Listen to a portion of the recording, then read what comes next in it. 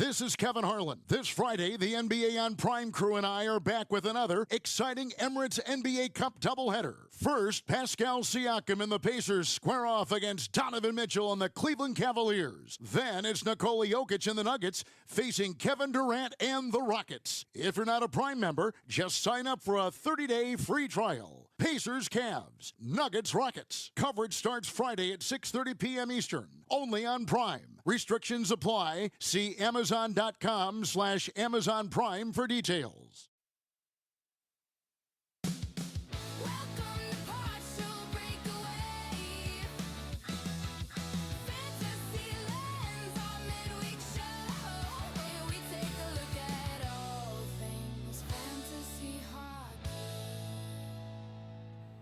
Was that Avril Lavigne?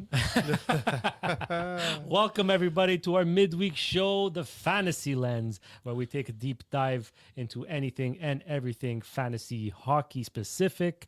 I'm co-host Junior, as usual, accompanied by co-host Nick and producer Vince. Let's get right into it. Vince, tell us what this episode's all about. All right, so this episode will be the rise and fall of some players. This episode is sponsored by Pazzeria Boulangerie Italia. You can follow them on Instagram, Facebook, whatever social media you have at Pazzeria Italia. Well, to introduce my segment, because this midweek segment, every week one of us will come up with a new segment and we'll host our own and have a conversation. Hopefully that stays clean. So this one, welcome to the rise and fall. The segment where fantasy hockey dreams come true and then get absolutely demolished by a cold streak and a -4 night. We're talking about the guys who made you feel like a genius GM one week and a confused toddler clicking auto draft the next. Whether it's a sleeper pick who woke up angry or a superstar who forgot how to shoot, we're here to celebrate the highs, roast the lows, and remind you that fantasy hockey is basically emotional roulette on a spreadsheet. So grab your tissues or your victory dance and let's dive into this roller coaster of regret and rendition. Redemption. Damn. It was so good. It was so good. But only like Vince knows how to do. So good until that last word. To Vincentize it. To Vincentize it. Man. You pulled a Vince. Yeah. That's what it's called from now on. Damn. Was so good. Okay. All right.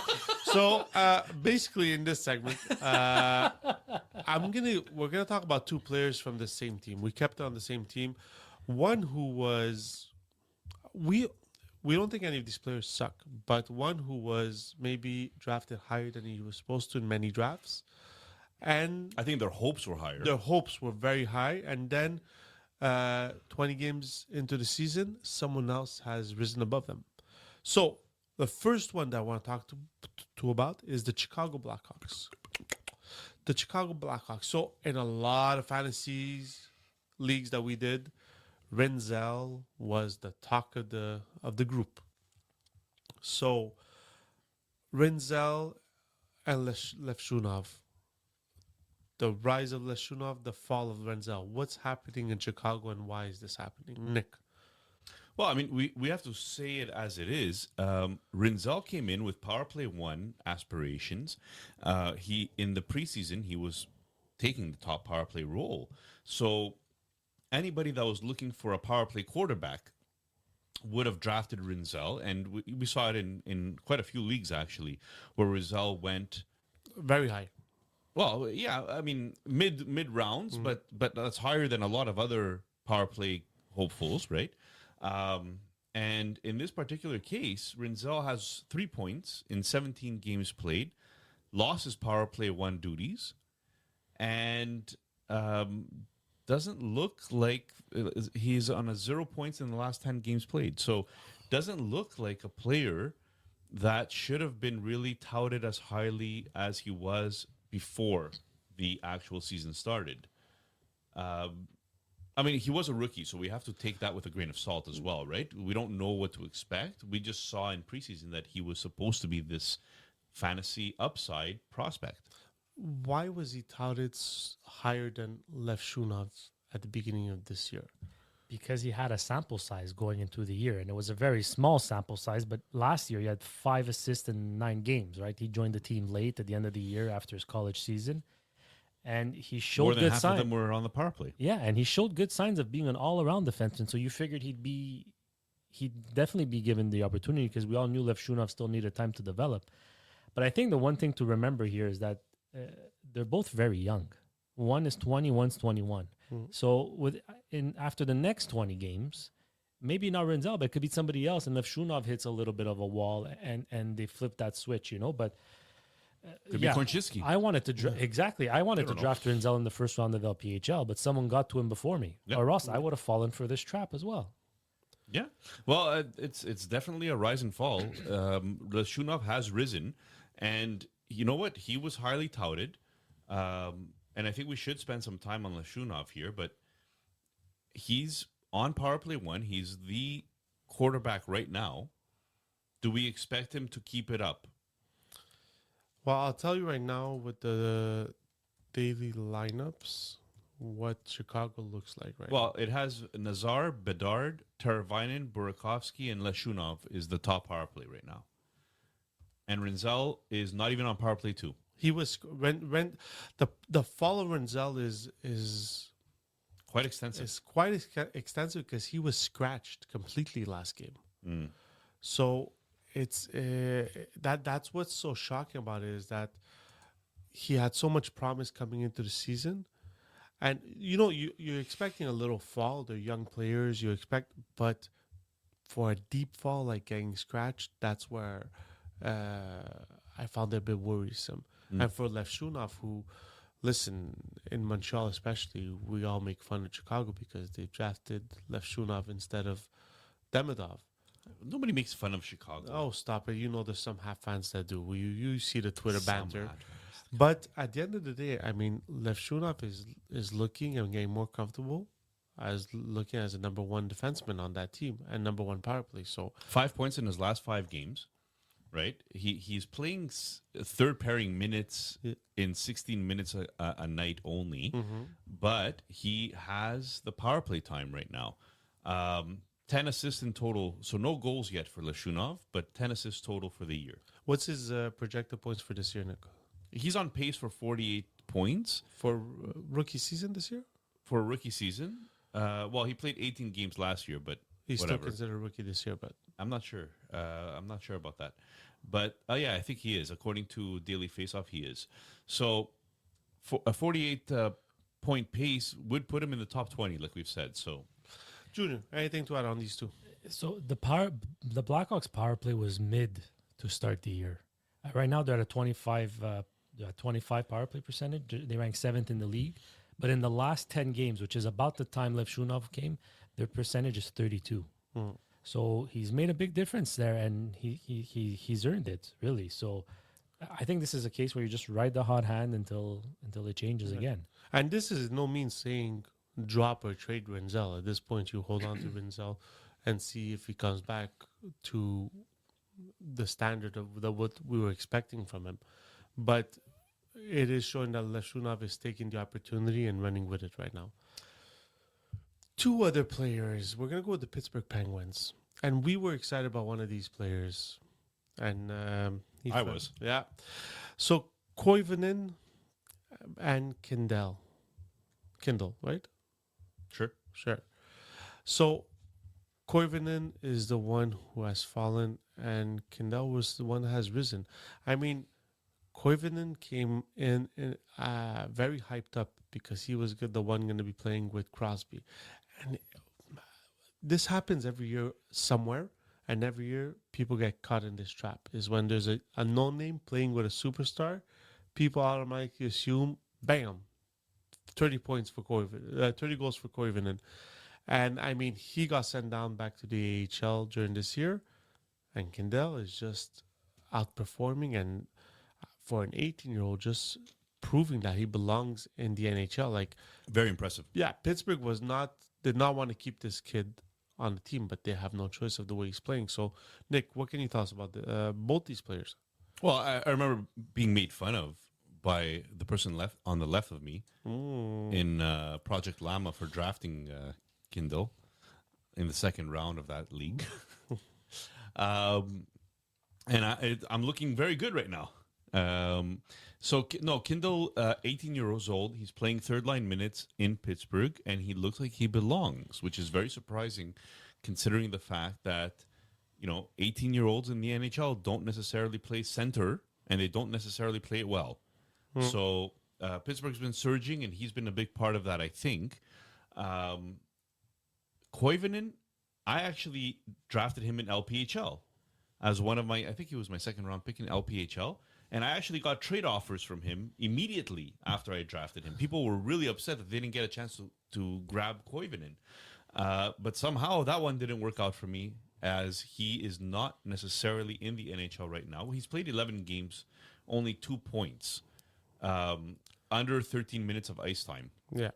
So we're not looking at somebody here that has been performing at the pace that he was last year. Last year, he had 8 games played, 7 assists. Yeah. It looks like that was unsustainable, of course, but... So there's a couple of things. 7 points in 8 games last year under Coach Sullivan, also had 18 minutes of ice time. This year, 2 assists in 11 games, only 12 minutes of ice time. So That's a big drop. that's a big difference, For right? a forward, especially for a third line forward, this is huge to go down 6 minutes a game. But Oh, I also massive. wouldn't like, I'm not falling deeply in love with Kindle either. I mean, the respectable numbers, on pace for 34 points, but I have a hard time when players come out of nowhere to produce at an age or at a time where not many expected this of him. Oh, Pittsburgh did. They drafted him in the first round. This soon, no. This Right? no. Renzel, in a small sample size last year, showed us that, hey, whoa, let's pick him in the first round of some leagues, and what did that do? So, like, for me, there's still not enough of a sample size on this Ben Kindle, but I do like what I see, and he's getting 50% of power play time. Yeah. So First power play. So look, 4 points out of 7 on the power play. That's a good sign. I mean, but I'm not like going all in on this kid just yet. Yeah, I'm not talking about Kindle as being fantasy relevant necessarily this year. I'm talking about Kindle as a 23-year-old when he actually gets there in 5 years from now. He's already getting experience in a top 9 role on a Pittsburgh team, playing with Crosby and Malkin and learning from these guys. I think it's just positive for Pittsburgh to have this kid developing now in the NHL, where there's no pressure on Pittsburgh because they were. Everybody said it at the beginning of the year. You said it as well, that they're going for Connor McKenna, right? They're a bottom feeding team that should be winning the lottery this Gavin year. McKenna. Gavin McKenna, thank you. I'm so Enough used with to the Connors, I'm yeah. used to Connors being good.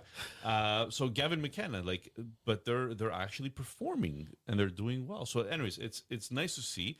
In the OHL, we should mention Kindle did have incredible Numbers, offensive yeah. numbers.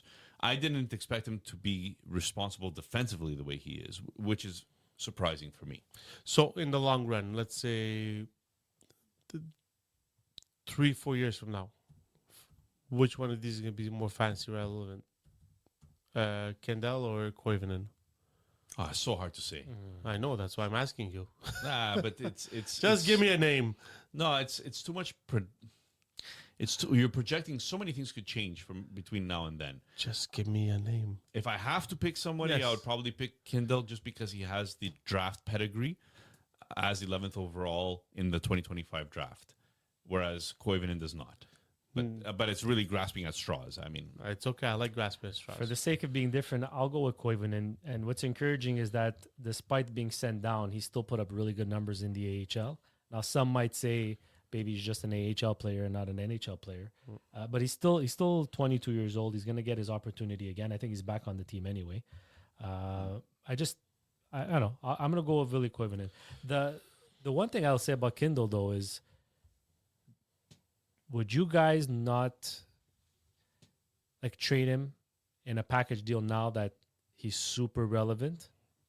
If you can package him to get like a superstar or a star in your team, now that his value is so high, that you have him, would you consider that in dynasty leagues? well, okay. So in Lama, right now, I'm in 4th or 5th place in Llama. So for me to trade Kindle right now for a star player would probably help my chances in finishing top 3. But if I'm not confident that I have a chance to win, I don't think I want to get rid of an 18-year-old player who could be part of my future. It's like we're talking dynasty now. And ELC contracts are so important in Llama because it's a league that you could call up your ELCs without penalty and you could send them down without penalty, that it just has so much value for me right now. Whereas if you're in a dynasty league that doesn't count salaries and it doesn't count anything like that, yeah, I mean, if there's interest out there, it always depends on what you get back, and it depends if you're competing or if you're rebuilding. Yeah. Like as a rebuilder, I would love. Why would you get rid of him? Yeah, exactly. There's no reason to get rid of. There's no reason to of get rid of a him. You're not player competing. That has so much promise. So And next year, without Malkin, if let's say Crosby's not there, what kind of value does Kindle have on an ELC? well, I don't see them bumping him up to first line by next year. It's too soon. Well, if Malkin's not there, he might be second line center. Second line, he Yeah. might be if Malkin's not there. Because he's the one on an expiring I contract. still Crosby think is probably Crosby's still still going to be gonna there, be but yeah. All right. So the next one, we're going to talk about 2 players that were in the NHL, have been in the NHL for over 2 years. One who last year, I mean, came out guns blazing, was a candidate for the Calder, and another one who was a trouble child, they would say. But it seems like they've changed roles. So we're talking about Michkov and Zegras. So it seems like now Michkov is the troubled child, and Zegras under Tocchet has become this hockey player that produces. So the rise of Seagrass this year with Philly in the first year and the fall of Michkov, what are we basing this on? Is it this a one and done where it's the first year Seagrass wants to prove to his coach that I'm here, I can play, and Michkov is just listen? It's the news is out there. Came out of camp very out of shape, maybe injured. So Nick, I'm going to start. Actually, Joe, I'm going to start with you. Michkov and Zegras. The fall of Michkov and the rise of Zegras. Explain to me why this is happening now. I think this is happening primarily because a change of scenery always usually brings a boost.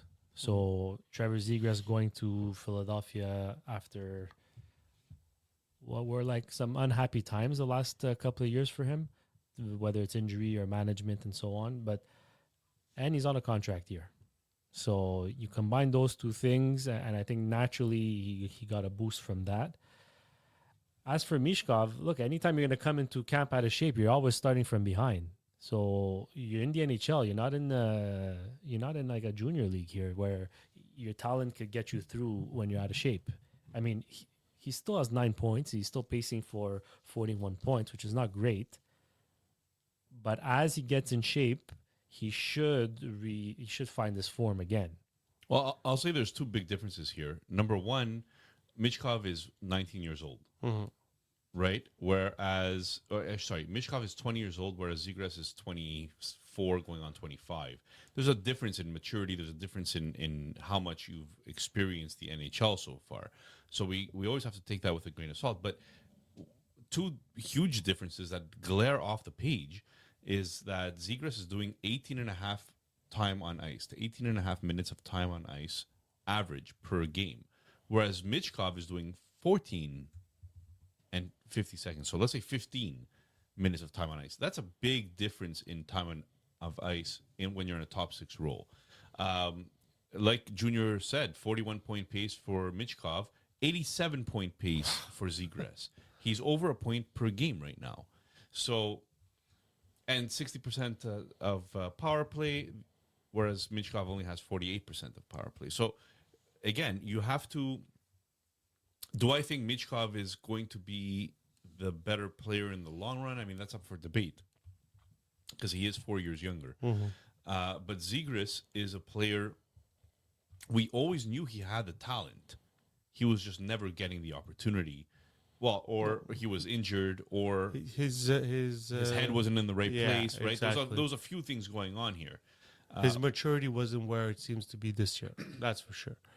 So, in I'm not gonna ask Dynasty League because let's say in a no keeper league, are you trading for? Are you trying to get Zegras on your team? Do you think he can keep up this pace? For this year, Yeah, for this year. So this is basically it's a redraft league. You have your team. You're looking for someone who can propel your team to the top. Are we trading for Zegras, Junior? I would. I think you could sustain this. The encouraging signs are his shots on goal per game are back to his average. Last year he was below average, so he's 2.2 shots per game. His shooting percentage is just over 15%. He's usually about 12% guy. He's getting the deployment. He's getting a great power play. He gets 60% of the power play. He's playing 18 minutes, like you guys said. Look, do I think he's going to be an 87-point player? Maybe. Guys, contract years, you're the one who says it the most. Contract years are... It's like they feed into these guys like crazy. But I would not be afraid to go either pick up a Zegras off waivers in certain very non-deep fantasy leagues, but or trade for him. I would not be scared. And I wouldn't be scared to trade for Mishkov either. well, I would be scared to sell Michkov. Like if I'm a Michkov owner, which we are in the DPR league, I'm not selling him. But you could buy low, hopefully, maybe. okay, so like you went DPR league is a keeper league. In a complete redraft league, are you holding on to Michkov and hoping he comes back to what he did last year, or have you? I mean, you're selling at a low value right now, right? You Not- got to wait until he gets on a hot streak a But little bit. not to even sell. selling. Let's say drop in a redraft league where you can drop and pick up players from waivers. Are we at the point where we're dropping Michkov, or are we just waiting another 10 games before we make a huge move like that? Yeah, I would hold. You will hold on I would Michkov. hold. Okay. So, final one for this episode. And this basically came, I mean... Really, final one already? Yeah, final one. So, Gustafsson and Wallstedt. So, Nick, you brought this one up. And you brought this one up because Wallstedt is coming back from back-to-back shutouts. And Gustafsson has had a very rocky start to this year compared to the fantasy points he put up last year. So, is this like Gustafsson has signed a new contract for 3 years? So, what are we saying in here? Like, I'm confused because I feel like now Wallstedt is number one goalie over there until he loses it to Gustafsson. What do you think, Nick? Well, I mean, Jesper Wallstedt has had the pedigree to be a superstar goalie in this league. He was drafted in the first round, which is very rare, by the way, for goalies. He is 6'3". He's played 6 games so far, 4 wins. 2 of them were shutouts. Am I right? Yeah, 2 back-to-back shutouts. Back-to-back shutouts, he said. So, 924 save percentage for the year so far. Small sample size still. Very small sample size. In the end, 83% quality start percentage. That's a great number. Do I think Wallstedt takes over from Gustafsson? I think it's going to be a 1A, 1B for the next 4 years. Okay. And they're going to split starts. Unfortunately, for those of you that are looking for volume starts from Wallstedt, you're not going to get it. So, as a spot starter in a redraft league, like let's say you pick him up for 1 week because you need a start and then you drop him right after, Wallstedt's great for that. Yeah. But I don't think that you could hold him throughout the entire year because of the fact that he'll be splitting starts with the other one. So, Junior, for Gustafsson owners, are we worried about because his games played now since Wallstedt's playing so well, like Nick said, he's going to get those extra games he was probably not going to get at the beginning of the year. If the people would have tuned in and listened to me when we did our previews, I warned everybody. Maybe they did tune in. You don't know. Well, good for you for tuning in and to listen and for listening to me, because once an episode I hit this damn mic. But anyway, I warned you guys that Philip Gustafsson is inconsistent. He'll have one really good year, and then he'll have one average year. We've One said really that a few good times year, actually on this right? podcast. Yeah. On and on and on, because that's the track record he has. That's what we have in front of us as data. So if you trust the data you have, you would have known that this year would have been an off year for Philip Gustafsson. And good for you on Jesper Jesper Wallstedt that you didn't trade him last year when he had a terrible season in the AHL and the time that he came up. This is why you have to be really patient with prospects, let alone goaltending prospects, because goaltenders take the most time, maybe even more than defensemen, to develop and show their worth in the NHL. So I'm not surprised, guys. I'm really not surprised. Listen, I picked up Gustafsson in one of my leagues head to head, and he's hurting me. Not gonna lie. And I had Wallstad. I had both of them because I had Wallstad as a rookie keeper, and I dropped Wallstad because to me Gustafsson was gonna play 62 games, and I regret it. Whatever. It is what it is. Okay, one final one. We have time for one final one. This is for our Toronto Maple Leaf fans. And this is a name that we heard chanting on buildings about this guy coming in and putting up points and making Toronto fans forget that Mitch Marner was ever a Toronto Maple Leafs. Michelli. So he went to Toronto in a trade. He had, I'm not even going to hide it, there was high aspirations for this guy to play next to Austin Matthews and become a superstar. And, I mean, his fall has been viewed by all. And then you have another player in Robertson who basically was in trade talks a lot last year, difficulty signing an extension, and now he's getting his opportunity and is rising to the occasion with Toronto and putting up some good points. So, Nick Michelli, can he get to where Toronto Maple Leaf fans want him to get, or was he just overhyped because they were trying to overshadow Marner's departure? Well, I think Toronto Maple Leafs fans knew that it was going to be they weren't going to be as good of a team necessarily in the regular season without Mitch Marner there.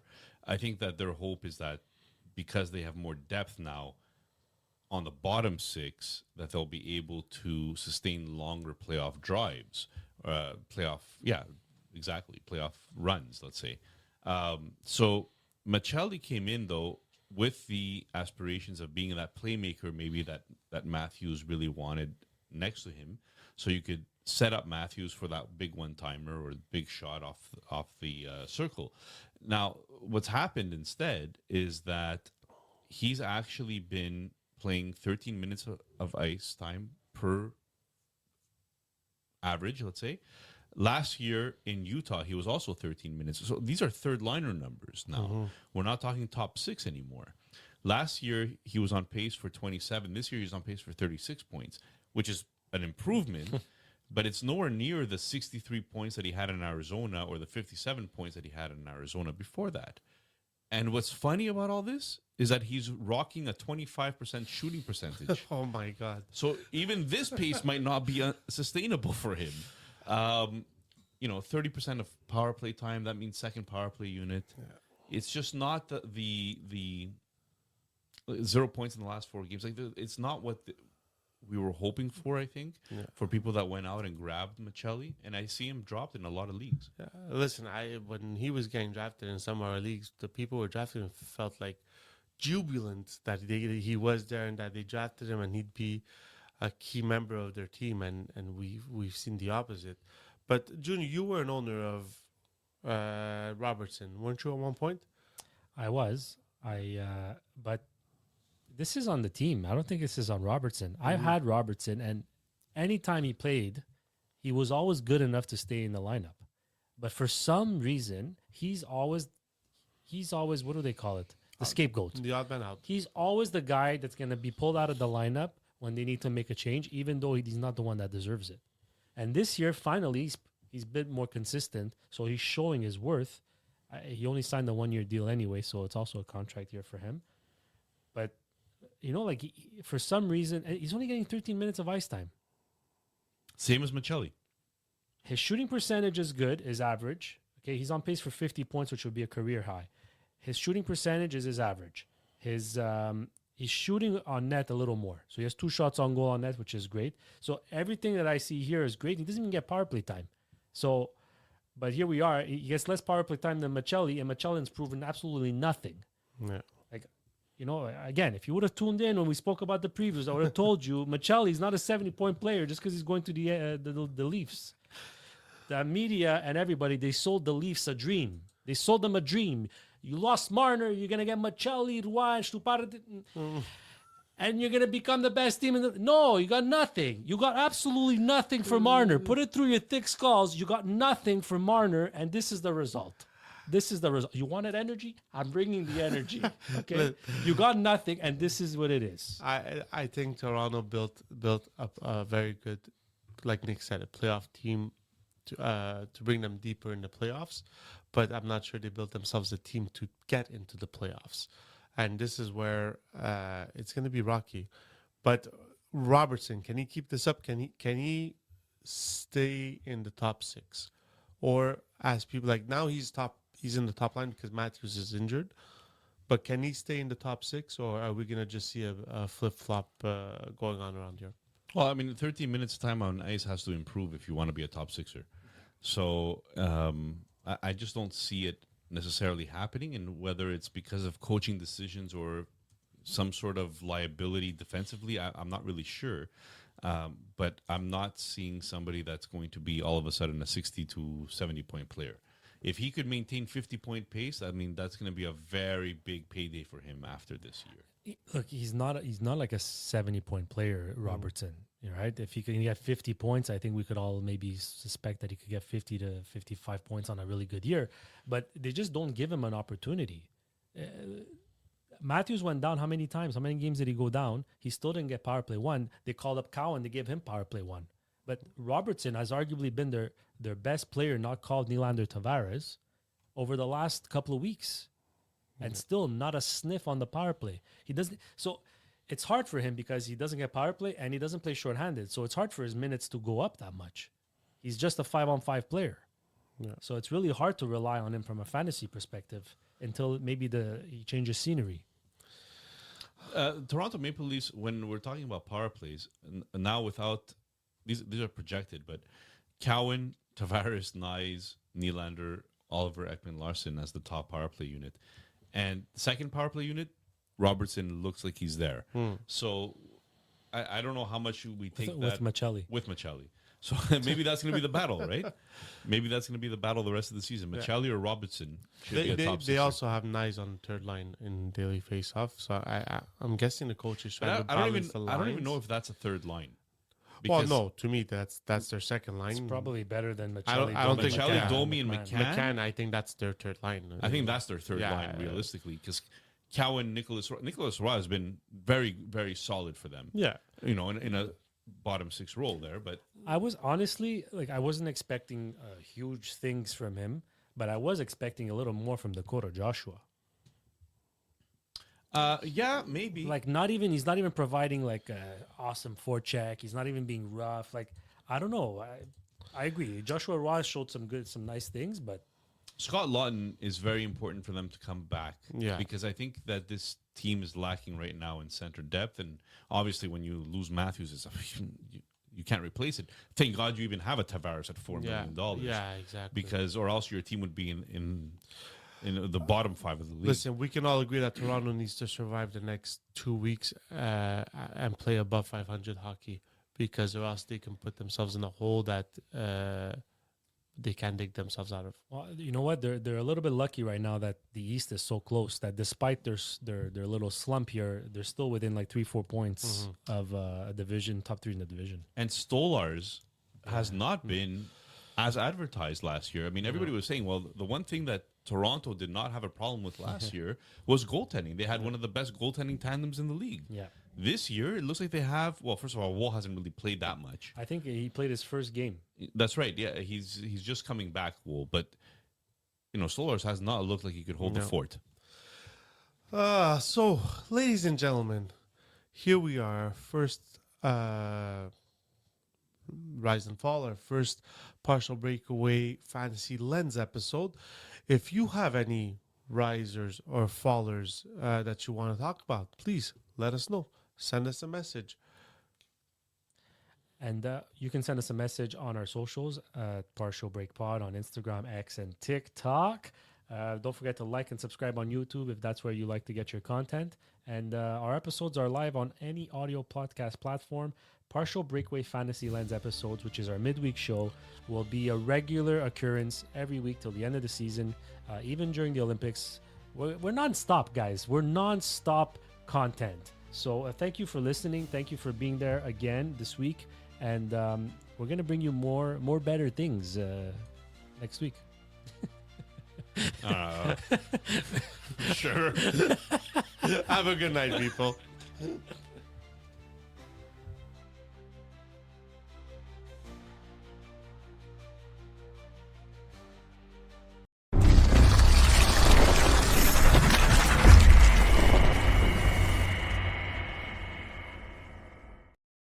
Suffering from dry, tired, irritated eyes?